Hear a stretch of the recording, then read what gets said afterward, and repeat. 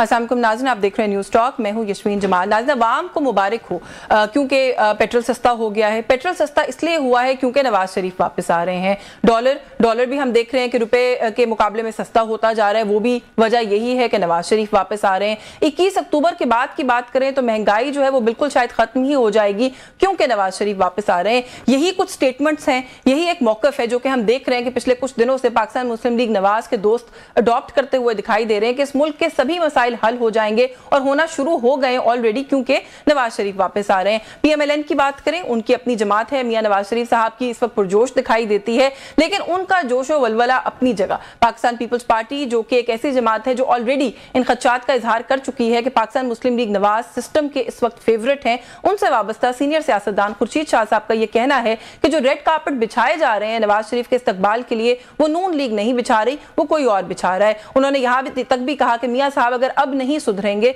तो कब सुधरेंगे? किसी और के कंधों पर चढ़कर आएंगे तो क्या खाक ताकत होगी आपके पास कोई फैसले करने की?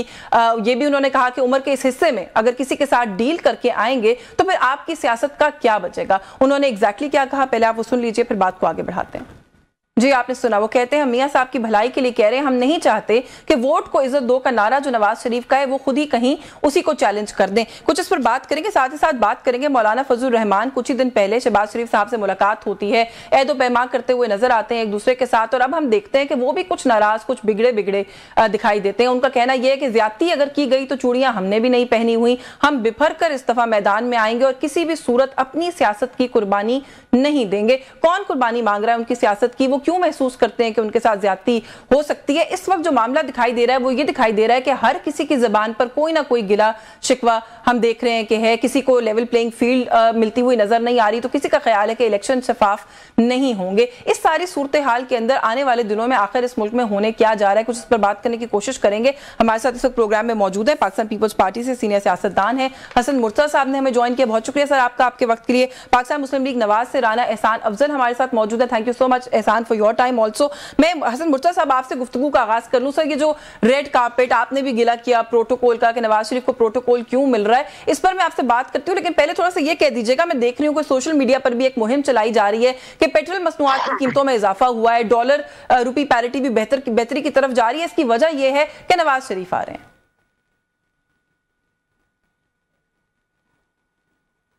बहुत शुक्रिया जी। देखें, जो आपने कहा कि हमने गिला किया कि उन्हें प्रोटोकॉल मिल रहा है, हमें ये गिला नहीं है उनसे कि उनको प्रोटोकॉल मिल रहा है। उनको मिलना चाहिए, वो एक बड़ी जमात के सरबराह है। उनकी जमात की तरफ से उन्हें जितना प्रोटोकॉल मिले वो कम है। हम तो ये कहते हैं कि जो प्रोटोकॉल मिल रहा है वो किस तरफ से मिल रहा है, कहाँ से मिल रहा है, वो नहीं होना चाहिए। वो सबके लिए एक जैसा होना चाहिए। उसमें मियां साहब का कतन ये नहीं है कि वो काबिल एहतराम नहीं है, हमारे लिए वो बड़े काबिल एहतराम है। उनकी जो जद्दोजहद है वो पूरी कौम के सामने, हम उससे तो इनकारी ही नहीं है। हम तो ये कह रहे हैं कि लेवल प्लेइंग फील्ड जो है वो बाकी जमातों को सब मिलना चाहिए। वो मिले, एएनपी को वैसा मिले, जेयू नहीं तो को ऐसा मिले, नहीं हसन मुर्तजा साहब उनको प्रोटोकॉल कौन दे रहा है? मिले सबके साथ एक जैसा। एक तरफ तो वो कौन दे रहा है, वो हुकूमत नहीं देने, जो मौजूदा हुकूमत है या एस्टेब्लिशमेंट देगी, या डील तो किसी ऐसे के साथ ही होगी ना।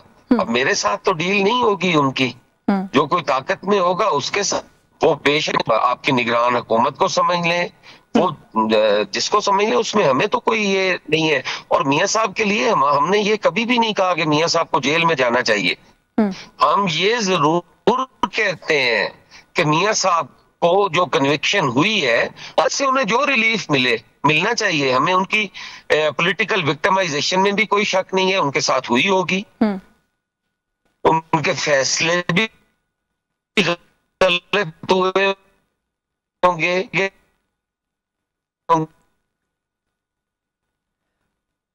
बिल्कुल ठीक है। अच्छा हसन साहब, आपको दोबारा कनेक्ट करने की कोशिश करते हैं। आपकी आवाज में फ्रीजिंग भी आ रही है। आप तो कह रहे हैं कि उनके जो फैसले हैं वो गलत हुए होंगे। हम नहीं कहते कि उनको सजा मिलनी चाहिए, उनको जेल जाना चाहिए। खुर्शीद शाह साहब ने लेकिन फिर भी ये सवाल जरूर किया है। उन्होंने कहा है जी कि नवाज शरीफ एक कन्विक्टेड इश्तिहारी मुजरिम है, वो किस तरीके से आके जलसे से खिताब करेंगे, उनको तो जेल जाना पड़ेगा। राना साहब, ये जो प्रोटोकॉल वाली बात है, हसन मुर्तजा साहब ने किसी और तरफ से बात की है, लेकिन खुर्शीद शाह साहब ने तो बड़ी क्लैरिटी के साथ कहा है। उन्होंने कहा कि ये सारा रेड कार्पेट नून लीग की तरफ से नहीं बिछाया जा रहा उनकी आमद पर, ये कोई और है जो उनको प्रोटोकॉल दे रहा है और ये सब कुछ हो रहा है। बिस्मिल्लाहिर्रहमानिर्रहीम। देखिए, मियां साहब का आके कानून से मुंह नहीं मोड़ रहे। वो अपने कानूनी कार्रवाई जो भी होनी है उसके सामने अपने आप को पेश करेंगे, अदालत में अपने आप को पेश करेंगे, और अभी भी अदालत से वो उनकी लीगल टीम रिलीफ लेगी, जो भी लेनी है एक आधे दिन के लिए या जैसे भी है, वो एक लीगल तरीका ही होगा, कोर्ट की इजाजत से होगा, उसकी इजाजत के बगैर नहीं होगा। तो यहाँ तो कोई ऐसा हमें कोई स्पेशल कोई प्रोटोकॉल नहीं मिल रहा, लेकिन ये जरूर हकीकत है कि मियां साहब को विक्टिमाइज किया गया, उनके जो केसेस हैं वो बोगस हैं। ये चीजें क्लियर हो गई हैं अवाम के सामने। बच्चे बच्चे को पता है कि किस तरह पेनामा से इकामा बनाया गया। जो मरहूम जस्टिस अरशद मलिक हैं वो अपनी जिंदगी में इस चीज का एतराफ कर गए कि उनके ऊपर प्रेशर था और कोई करप्शन नहीं थी। तो अब भी उसके बावजूद वो अपनी कानूनी जो कार्रवाई है उसके अपने आप को सरेंडर करेंगे उसके सामने। जहां तक बिल्कुल हमारी एक कायद वापस आ रहा है, उसके लिए भरपूर तैयारियां हो रही हैं। उस तैयारियों से शायद दूसरी जमातों को इस तरह से वो सड़कों पे नहीं बाहर निकली, जिस तरह अब नून लीग एक इलेक्शन मोड के अंदर है, या आप कह लें कि जो वेलकम की तैयारियां हैं वो गली गली कूचा कूचा हो रही हैं, वार्ड लेवल पे हो रही हैं, यूनियन काउंसिल लेवल पे हो रही हैं, सूबाई असेंबली लेवल पे हो रही हैं, डिस्ट्रिक्ट्स पे, पूरे सूबों में जो है वो तैयारियां बलबला है। तो ये एक मैं समझता हूं कि इतनी तैयारियां देख के शायद दूसरी जमातें जो हैं वो रियलाइज कर रही हैं कि वो तैयारियां देखकर सारी सियासी जमातें एहसान ये कहने पर मजबूर हो गई है कि लेवल प्लेइंग फील्ड ही नहीं है। वो कहते हैं जी पूरा सिस्टम नवाज शरीफ के फेवर में इस वक्त सारा कुछ सेट किया जा रहा है, टिल्ट किया जा रहा है उनको सपोर्ट करने के लिए। तो ये तैयारियों से तो इसका कोई ताल्लुक नहीं, सभी सियासी जमातें कर रही हैं अपनी अपनी कैपेसिटी के मुताबिक कैंपेन। कैसे किया जा रहा है ना, क्या एलिगेशन क्या है कि क्या उनको फेवर दिया जा रहा है या हमारी जमात को क्या रिलीफ दिया जा रहा है? कोई रिलीफ मिसाल के तौर पे मीनारे पाकिस्तान में जलसे की इजाजत आपको तो मिल जाती है, पाकिस्तान तहरीक इंसाफ जो है वाले जो हैं वो सड़क के ऊपर पीटीआई का झंडा उठा के चल नहीं सकते। देखिए, ये तो अब अगर 9 मई की वजह से कोई क्रैकडाउन है उस जमात के ऊपर, और जो उसमें मैं तो समझता हूं उनको आज़ादी होनी चाहिए। मुझे नहीं पता, ये तो आपको केयर टेकर के किसी नुमाइंदे को बुला के पूछना चाहिए कि क्या वजूहात थी कि डिस्ट्रिक्ट एडमिनिस्ट्रेशन ने या जो सिटी की जो एडमिनिस्ट्रेशन है उन्होंने क्यों नहीं इजाज़त दी। हमारी तरफ से तो मिलनी चाहिए इजाज़त। अगर वो ऐसे अनासर हैं जो 9 मई के साथ लिंक नहीं है और वो उनके ऊपर किसी के ऊपर कोई केस नहीं है, तो फिर उनको खुली इजाजत होनी चाहिए कि वो अपनी जो है इलेक्शन की कैंपेन करें। लेकिन इसका जवाब हमारे पास तो नहीं है, इसका जवाब तो आप केयर टेकर के सेटअप से ले। जी हसन मुर्तजा साहब, आपने सुनी है गुफ्तगू अभी राना एहसान साहब की, वो बात कर रहे थे। उन्होंने ये कहा कि क्योंकि पार्टी कायद वापस आ रहे हैं, हम लोग इस वक्त कैंपेन मोड के अंदर है, तो बाकी सियासी जमातों को पता नहीं क्यों लग रहा है कि शायद कोई प्रोटोकॉल मिल रहा है। ये पार्टी का अपना जोश जज्बा है, कोई ऐसी बात तो बताए ना जिससे लगे कि लेवल प्लेइंग फील्ड नहीं है, ये सिस्टम नवाज शरीफ को फेवर करता है। हमें कतन नहीं है जी उनके प्रोटोकॉल से भी और सारे से। जमात उनका हक है, मैंने तो पहले भी कहा है, और शायद मेरी आवाज उस टाइम नहीं आ रही थी।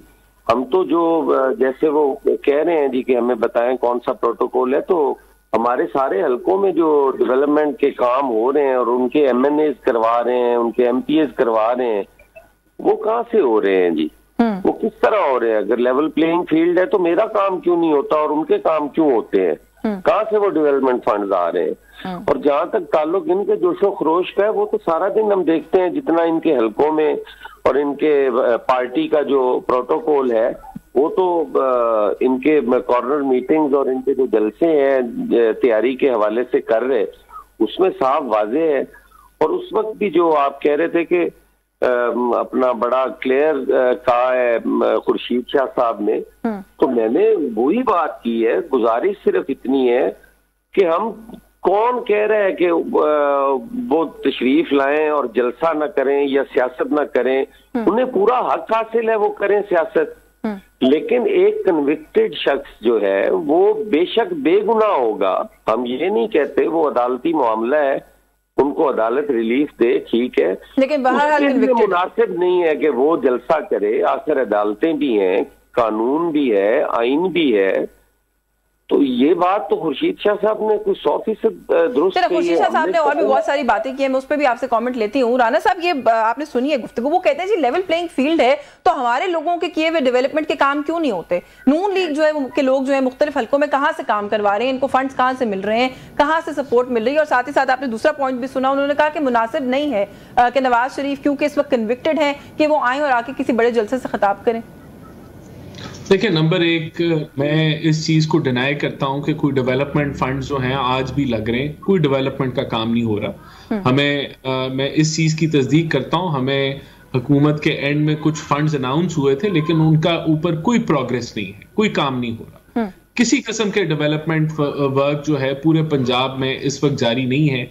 इलेक्शन कमीशन ने जितनी पुरानी स्कीमें थी उनको रोका हुआ है, नंबर एक। नंबर दो, देखें, इन्होंने कहा कि वो जलसे से खिताब क्यों कर रहे हैं, तो उसका जवाब भी मैंने आपको दे दिया कि हम अदालत से अगर कोई भी काम करेंगे इलीगल नहीं करेंगे, अदालत से परमिशन लेंगे।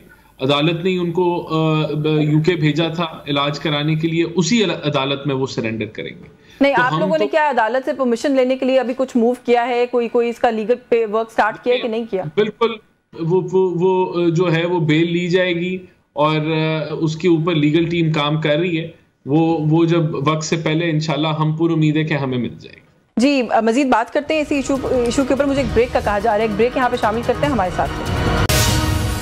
जी, वेलकम बैक नाज़रीन। हमारे साथ मौजूद है राना एहसान अफजल साहब और हसन मुर्तज़ा साहब। बात करें हम इस वक्त मुल्क की मौजूदा सूरत हाल के ऊपर। जी, हसन मुर्तज़ा साहब, आप कह रहे हैं डील की आप बात करें कि डील तो डेफिनेटली हुई है, लेकिन जो सवाल मैंने किया सर आपने उसका जवाब नहीं दिया। डील अगर आपको लगता है हो रही है, किसी एक जमात को इस वक्त फेवर किया जा रहा है, तो फिर आप लोग किस वजह से आप समझते हैं कि आप लोगों को इलेक्शन लड़ना चाहिए? तो फिर वही कुछ है जो 2018 में आप लोग इल्जामात लगाते रहे, वही कुछ अब दोबारा हम देख रहे हैं कि दोहराया जा रहा है आपके बकौल। देखिए, मैं पहले भी यही बताना चाह रहा था लेकिन वो लाइन ड्रॉप होने की वजह से नहीं हो सका। गुजारिश ये है कि हम तो इन इलेक्शंस का हमेशा पाकिस्तान पीपल्स पार्टी को कभी भी फेवर नहीं मिली। पाकिस्तान पीपल्स पार्टी जब भी आई है अपनी ताकत के साथ आई है और अवाम लेके आई है।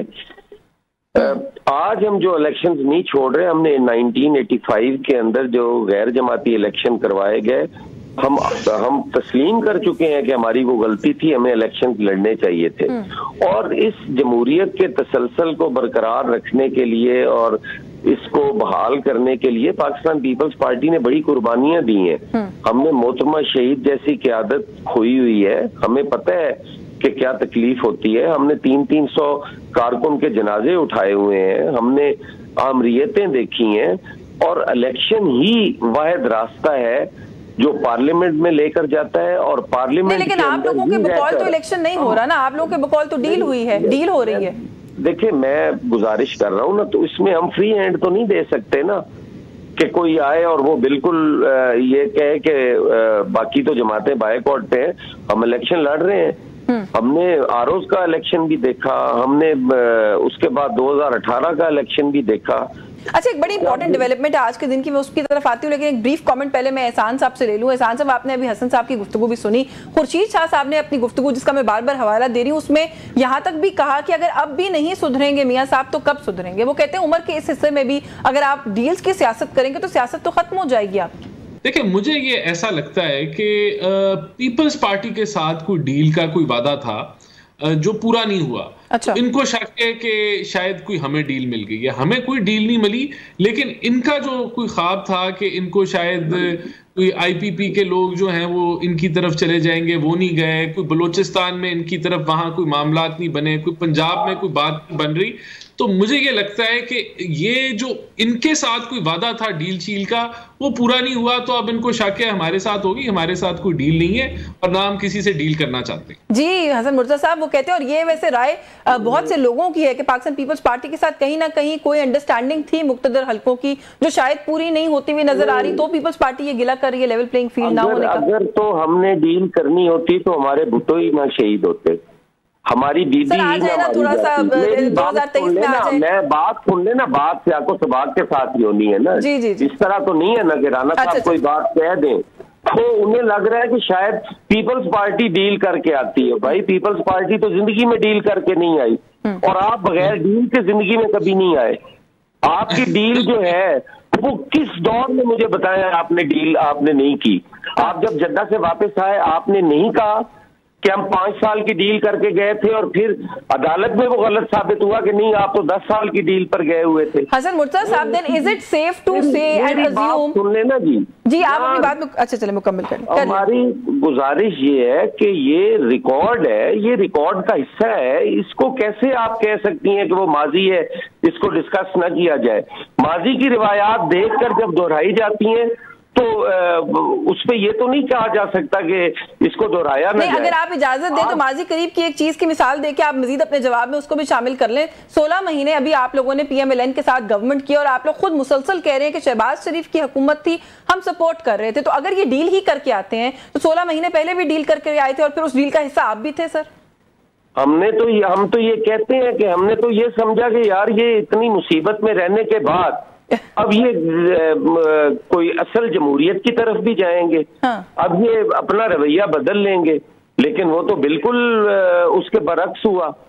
वो कुछ नहीं हुआ। अच्छा, थोड़ा सा सर आप दोनों से ये सवाल मैं करना चाहती हूँ। आज के दिन की एक इंपॉर्टेंट डेवलपमेंट है, आप दोनों का ताल्लुक मुल्क की 2 सीजन पॉलिटिकल पार्टी से है। इस मुल्क के अंदर सियासतदान मिसिंग हैं इस वक्त, कुछ नाम ऐसे हैं जो लोग गायब हैं, फिर कुछ लोगों को गायब होने के बाद जिस तरीके से मंजर आम पर लेकर आया गया है या वो आए हैं वो बड़ा क्वेश्चनेबल है। लेकिन आप लोगों की तरफ से सर कभी कोई बात होती हुई नहीं सुनी, और आज भी यही हुआ। इस्तेहकाम पाकिस्तान पार्टी की अभी आप बात कर रहे थे एहसान, फारूक हबीब ने बहुत तवील अरसा मिसिंग होने के बाद आज ऐलान कर दिया है कि वो इस्तेहकाम पाकिस्तान पार्टी ज्वाइन कर रहे हैं। आप लोगों को कोई तशवीश नहीं होती एज पॉलिटिशियंस? देखिए, बात यह है, हमने तो बहुत सारी सख्तियां भुगती। PTI के दौर में 2-2, 2.5 साल जेल हमारी लीडरशिप ने भुगती, और कोई उन पर फर्द जुर्म भी नहीं आयद हुआ था। सब लोग जमातों के साथ खड़े रहे। और देखें, ये तो अब क्या वजह है कि जो PTI एकदम से जो बनी उतनी जल्दी वो बिखर गई। और देखिए, PTI ने बहुत सारे कारनामे अंजाम दिए, उनके अपने अमाल हैं जो उनके सामने आए हैं। तो अब वो उस अपने अमाल की वजह से वो ये सारे मामला भुगत रहे हैं, उनके ऊपर केस बने हुए हैं।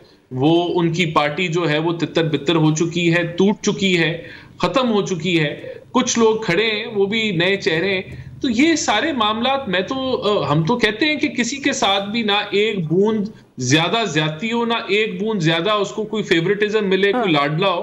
कानून के मुताबिक कार्रवाई होनी चाहिए। बाकी देखें, हम लोगों को, मुझे अभी तक नहीं समझ आई कि अगर कोई डेवलपमेंट की, एक ही बात की ना डेवलपमेंट की, तो डेवलपमेंट पर ECP को जो ये लिखें कि इसको रोका जाए, हमें कोई फिक्र नहीं है। हमने कोई डेवलपमेंट प्रोजेक्ट्स हमारे नहीं हो रहे।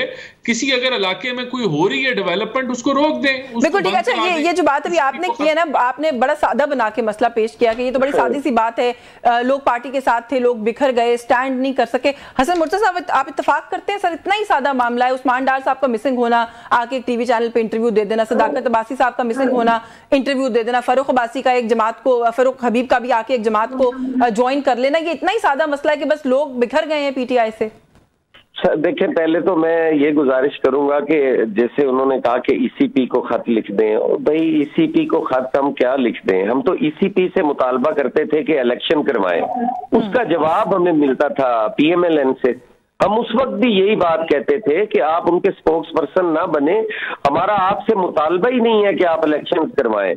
लेकिन तमाम लीडरशिप उस वक्त मैदान में होती थी और कहती थी कि जी नहीं, इलेक्शन जो है वो मुमकिन नहीं है, इलेक्शन के लिए हालात नहीं है, फलां नहीं है, इकोनॉमी ठीक नहीं है। तो हम कहते थे कि यार ये जवाब तो हमें उन्होंने देना है, ECP ने देना है, इदारों ने देना है, वो ये देते थे।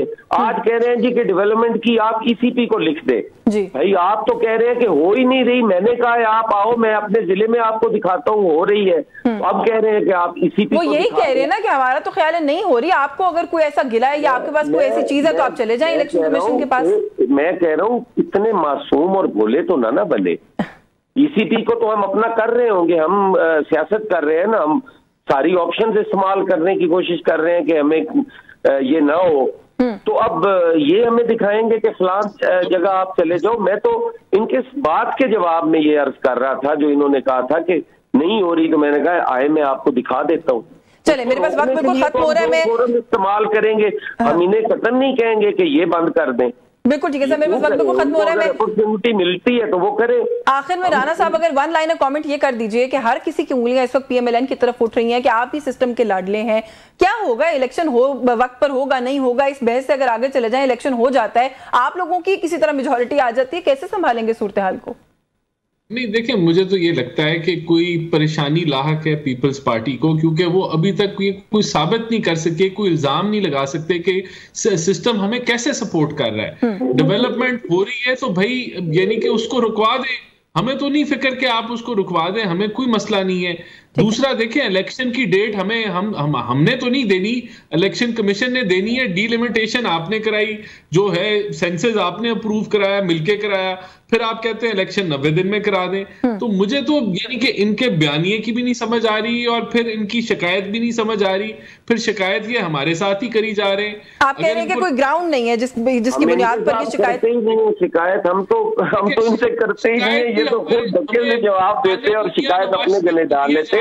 हम तो कहते हैं कि चौथी दफा आपको बाहर न जाना पड़ जाए।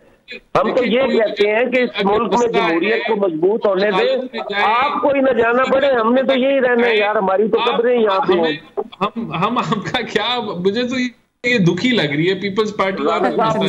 मेरे पास वक्त खत्म हो गया, कह रहा हूँ कि आपको फिर वहाँ से डेड बॉडीज भेजनी पड़ती है। मुझे आप लोगों के दोनों की एक दूसरे के साथ इज़हार हमदर्दी पर भी खुशी हो रही है। इसी धरती में दफन होना है, हमारा ये घर है, हमने कहा जाना है यार। चलिए वक्त खत्म हो गया, बहुत शुक्रिया आपका हसन मुर्तजा साहब, बहुत शुक्रिया आपका राना एहसान अफजल साहब, आप दोनों के वक्त के लिए। लेकिन ये जो आखिर में गुफ्तगू हुई कि एक दूसरे की फिक्र लाहक है, पीएमएलएन और पीपल्स पार्टी को एक दूसरे के मुस्तकबिल की फिक्र करते हैं, दैट्स वेरी इंटरेस्टिंग। आज की एक इंपॉर्टेंट खबर हमने प्रोग्राम में भी उस पर बात भी की है कि इस्तेहकाम पाकिस्तान पार्टी को मजीद मुस्तहकम जो है हम होता हुआ देख रहे हैं। फरूख हबीब ने ज्वाइन कर लिया, तफसील से बात करेंगे किसी और नशिस्त में इस हवाले से भी। इस वक्त इस सेगमेंट से का वक्त जो खत्म हो रहा है, एक ब्रेक लेंगे, हमारे साथ रहिए।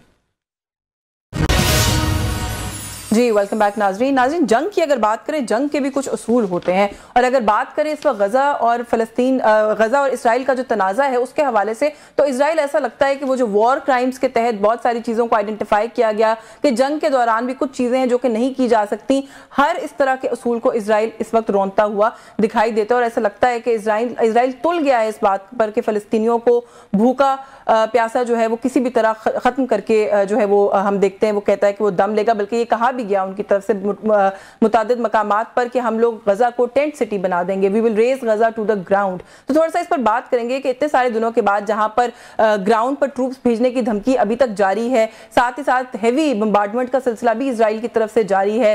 दुनिया के मुख्तलिफ ममालिक के इसके ऊपर मुख्तलिफ हम देख रहे हैं कि स्टेटमेंट सामने आ रहे हैं। जो अगर हम बात करें तो इस वक्त लगता है कि एक बड़ी क्लैरिटी के साथ दुनिया जो है वो डिवाइडेड है, एक ओपिनियन डिवाइडेड है इस पूरे कॉन्फ्लिक्ट के ऊपर। तो ये मामला अगर मजीद आगे बढ़ेंगे, एग्रीवेट होंगे, तो जाहिर है जो दो ममालिक इन्वॉल्व हैं या दो जो इलाके हैं वो इन्वॉल्व हैं, उनका तो मामला है ही, दुनिया भर को ये मामला किस तरीके से इंपैक्ट करेगा, थोड़ा सा इसे भी अंडरस्टैंड करने की कोशिश करेंगे। हमारे साथ टेलीफोन लाइन पर मौजूद है सीनियर डिप्लोमेट है, former permanent representative to the UN रही हैं पाकिस्तान की मलिहा लोधी साहिबा ने हमें ज्वाइन किया। डॉक्टर मलिहा लोधी ने, बहुत शुक्रिया आपका डॉक्टर साहिबा आपके वक्त के लिए।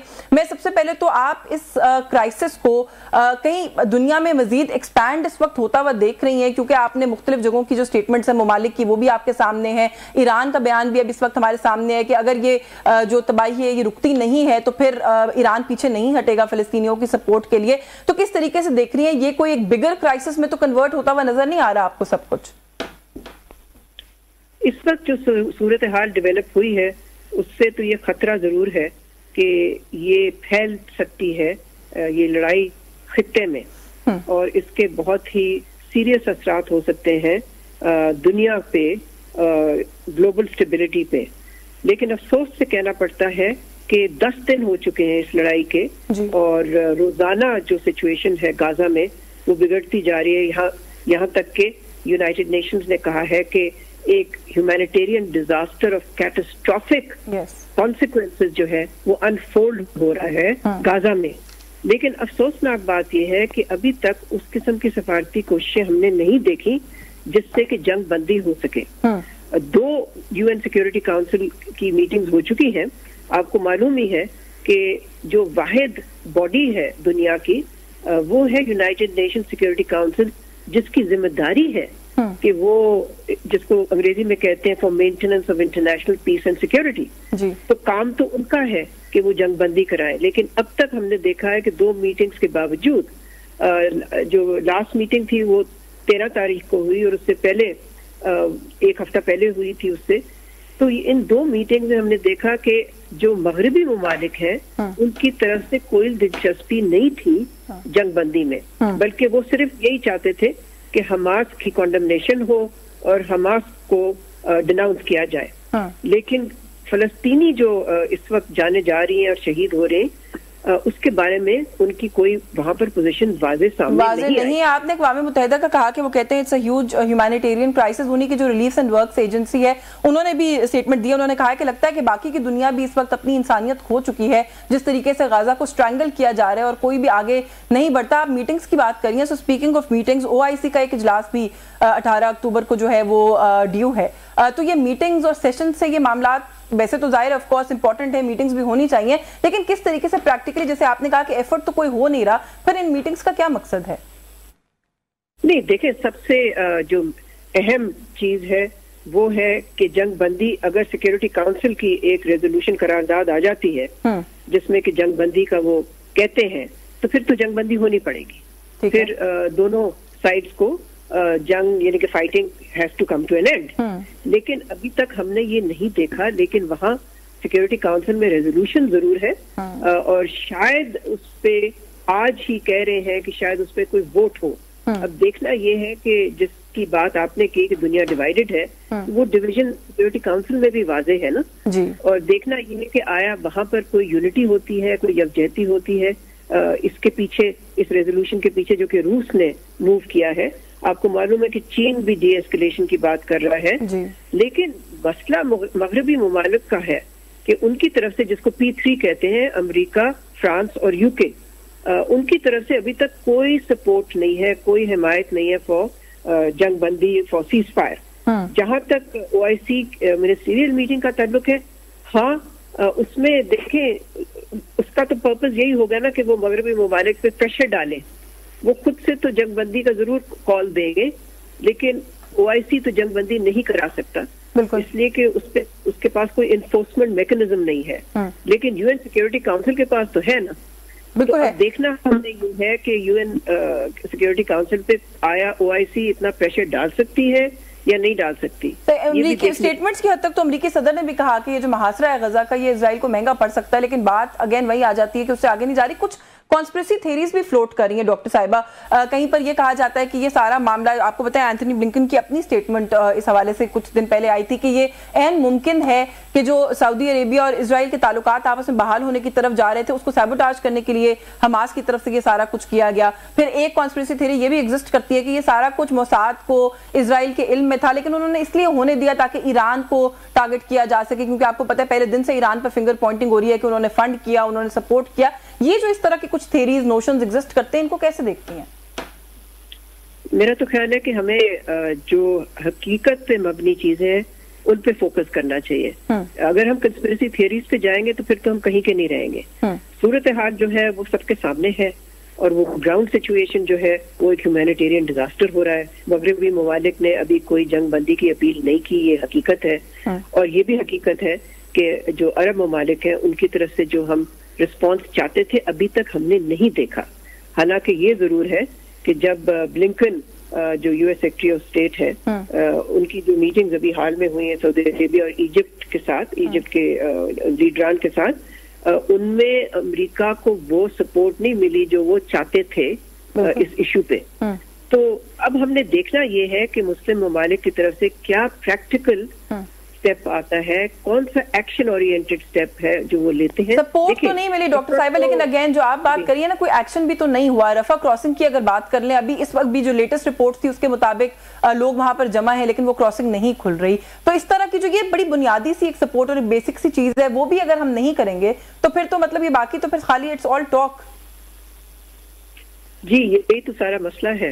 इस वक्त ये ट्रेजेडी इतनी बढ़ चुकी है और जो रिस्पॉन्स हमें देखना था वो हम नहीं देख रहे, मगर साथ साथ मेरा ख्याल है हमें इस बात का भी याद रखना चाहिए कि जिस किस्म की सॉलिडेरिटी और हिमायत फलस्तीनी इशू को मिली है अवाम से, और वो अवाम यानी कि आपने देखा है कि ना सिर्फ मुसलमान मुल्कों में डेमोन्स्ट्रेशन हुई हैं इन सॉलिडेरिटी विद पैलेस्टाइन, हमने मगरबी ममालिक में भी देखी है, यूएस में, यूके में, नॉर्वे में, स्वीडन में, जर्मनी में, इटली में, फ्रांस में।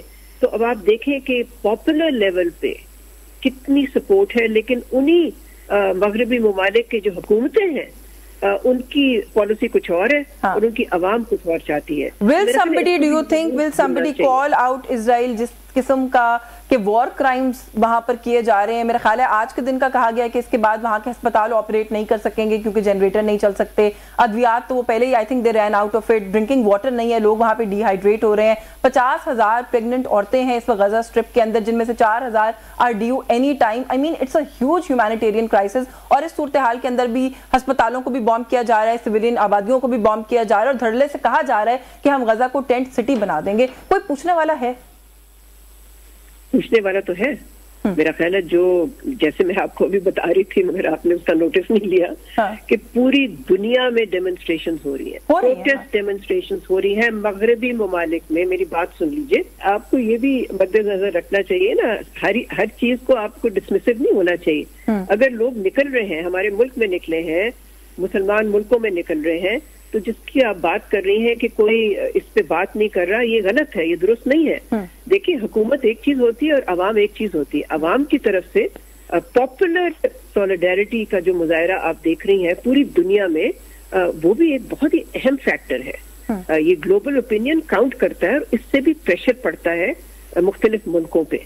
ठीक है, बहुत शुक्रिया आपका डॉक्टर मलिया लोधी साहिबा आपके वक्त के लिए। नाज़रीन, डॉक्टर मलिया लोधी मौजूद थी, उन्होंने कहा कि अगर ये कहा जाए कि दुनिया भर में कहीं पर कोई इम्पैक्ट नहीं हो रहा तो ये भी दुरुस्त नहीं होगा। हुकूमतें अपने इंटरेस्ट को देखती हैं, लेकिन दुनिया भर के इवन वेस्टर्न ममालिक के अंदर भी उनके अवाम जो हैं वो इस वक्त सड़कों पर हैं, इजरायली वॉर क्राइम्स को कॉल आउट कर रहे हैं, फलस्तीनियों की हिमायत में लोग सड़कों पर निकल रहे हैं। लेकिन like she very rightly pointed out कि अक़वाम मुत्तहिदा की सिक्योरिटी काउंसिल की एक करारदाद से ये जंगबंदी हो सकती है, वो वाला एक्शन जो है वो इस वक्त हमें आता हुआ दिखाई नहीं दे रहा। गो के बहुत इंपॉर्टेंट प्लेयर्स हैं रूस और चीन, वो अपनी फलस्तीन के हवाले से अपनी हिमायत जो है वो कहीं ना कहीं शो कर रहे हैं, लेकिन मामला फिर भी आगे नहीं बढ़े। Let's see, time is going to tell कि ये मामला कहां पर जाकर रुकता है। प्रोग्राम न्यूज टॉक से आज के लिए बस यही कुछ। यस्मीन जमाल को इजाजत दीजिए, अल्लाह हाफिज।